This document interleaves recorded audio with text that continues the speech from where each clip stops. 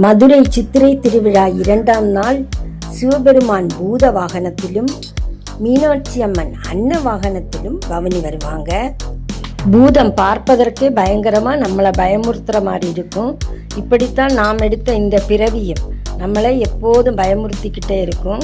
இந்த பயத்திலிருந்து விடுபட வேண்டுமென்றால் நாம் இறைவனை சரணாகதி அடைய வேண்டும். நம்முடைய மன பயத்தை போக்கி நம்முடைய மனதை தெளிவுபடுத்தவே ஈசன் பூதத்தின் மேல் அமர்ந்து வந்து அருள்பாலிக்கிறார்.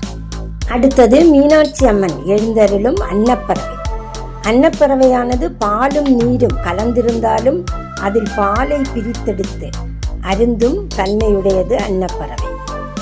அதுபோலத்தான் நம் வாழ்க்கையில் நன்மையும் தீமையும் நிறைந்திருக்கும்.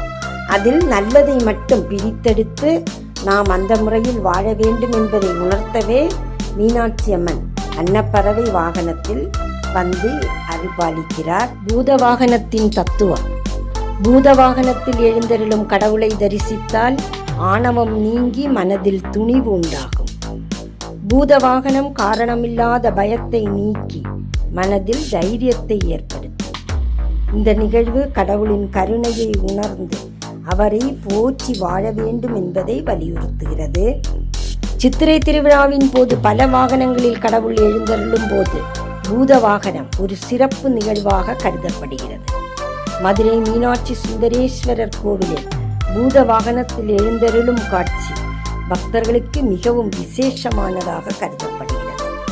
இந்த நிகழ்வு கடவுளின் கருணையை உணர்ந்து பக்தர்களின் வாழ்வில் நல்லதை கொண்டு வர வேண்டும் என்ற நம்பிக்கையுடன் கொண்டாடப்படுகிறது. இவைதான் 2ஆம் நாள் வாகனங்களின் தத்துவம்.